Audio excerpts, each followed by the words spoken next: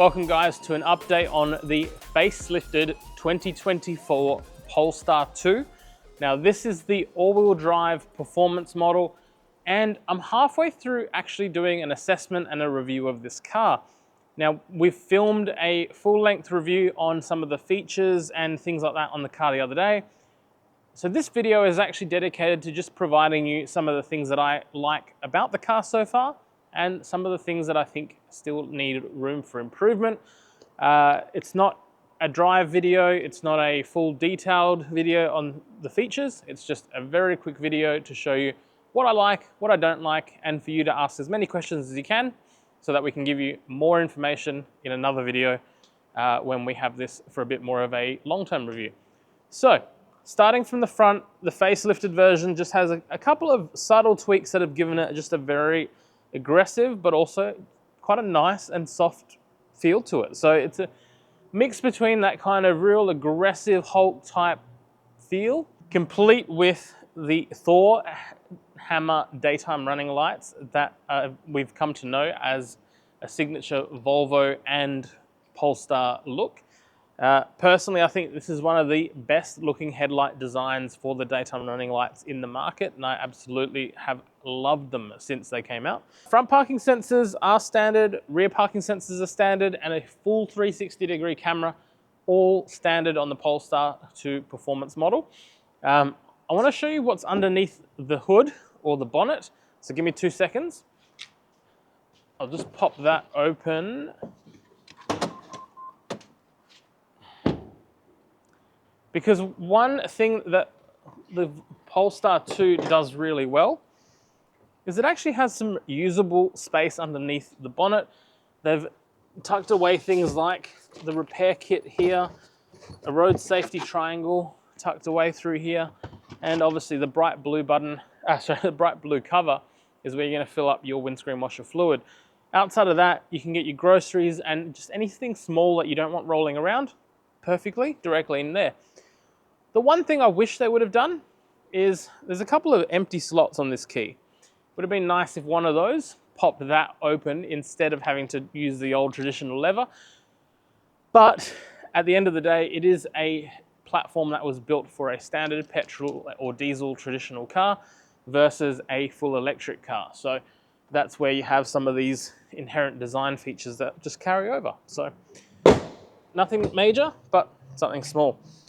The other part to this as well is just design. It just looks tough and mean on the road. It has 20-inch alloy wheels with some massive brakes on there.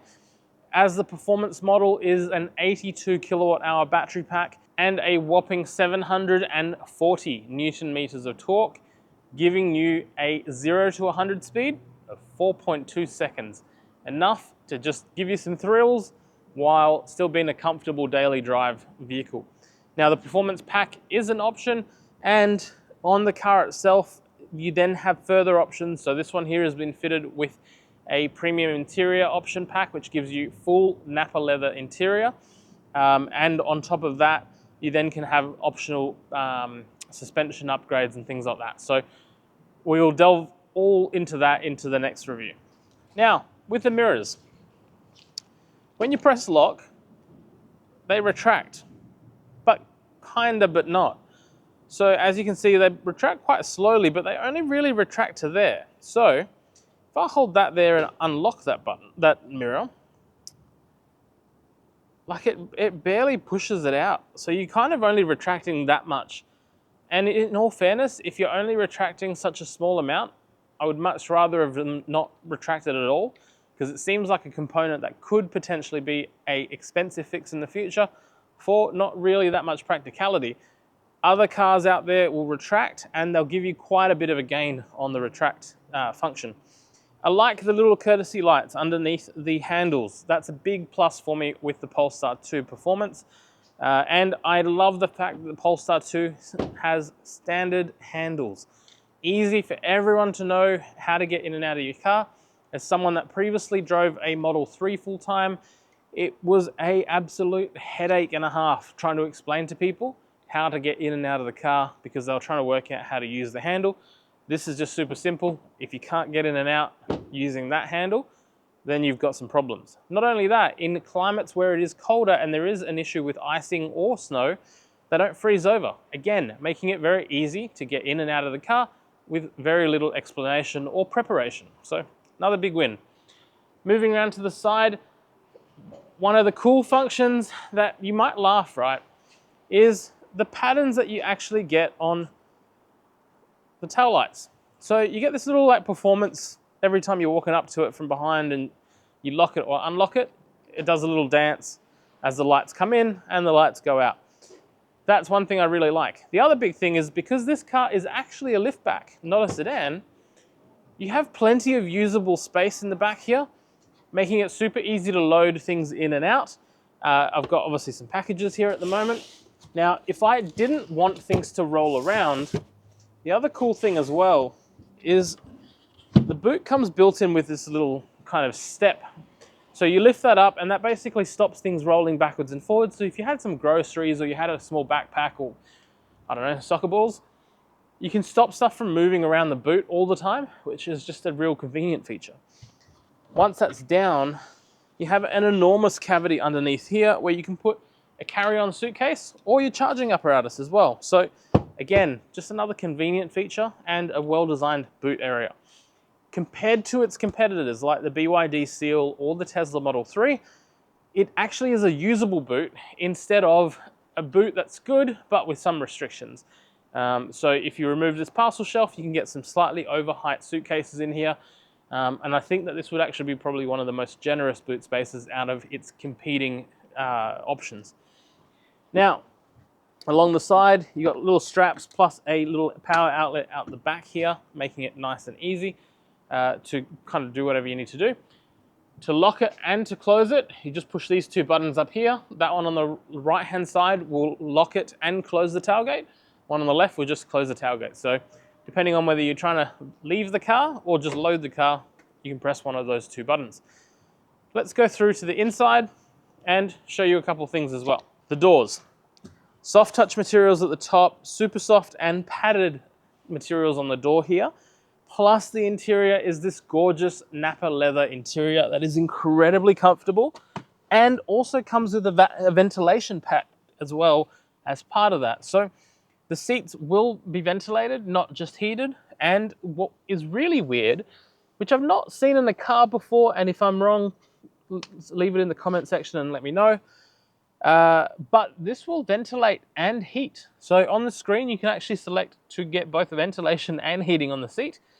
Not entirely sure what that does. Does it cancel it out and just make it a normal seat? Or does it give you a bit of a hot and cold type situation that makes you feel like you're going through some sort of biological event? Outside of that, steering wheel, really nicely positioned, chunky enough without being too fat. Steering wheel does move up and down, backwards and forwards, so you're going to find the correct position that you need. That's going to be super comfortable. There's a massive display in front of the driver that has your Google Maps built into it, but also just your range and other information.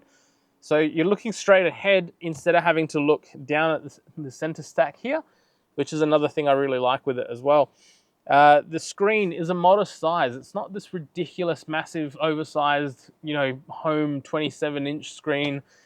It's just a moderate size screen that does what you need it to do without being too big or too in your face, which means when you're driving at night in areas of low light, you're not getting a ton of light into your face from that device either. Wipers are on the right-hand side, indicators on the left. It's just a European car, so that's something you come to expect. Aircon vents in the correct positions, and I really like that because it makes it super easy to get air exactly where you need to go. Looking straight forward, plenty of good visibility, and it's actually quite a nice driving position as well, so you can get very comfortable in these seats and stay in these seats for long periods of time without being uncomfortable. So that's another big plus. Cup holder. This is where I don't like this car. I've had Polestar 2s now 3 or 4 times, some as rental cars and some as cars to review. Each and every time that middle cup holder just eliminates being able to rest my arm there the minute that there's a cup there. But then also the other cup holder is under the enclosed center console area. So it would have been nice if they designed cup holders a bit better. That being said, wireless charging pad on the left-hand side underneath the screen, and on the right-hand side, a couple of USB-C ports just here. Apple CarPlay is wired, it's not wireless. So that part of it could be an update in the future for a wireless connection, but the wired connection does a very good job at being stable, which recently, through a couple of reviews that we've done, the wireless CarPlay systems have been cutting in and out. So potentially a good move by Polestar there. Outside of that, very nice and lit area because of the panoramic roof at the top. So you get this massive glass piece of roof that just lets in enough light. And during hot days, we were filming the other day in the sun, in the heat, and the glass roof wasn't letting much heat inside the car, even with the car off. So that's actually been a really positive thing. My Model 3 did struggle with it when I had that last year, and the BYD Seal did a good job most of the time with that long-term review earlier this year. So it was good to see that Polestar has followed in the footsteps of some of the other cars that do have these big panoramic roofs, but actually do a good job at insulating against a lot of that heat coming in.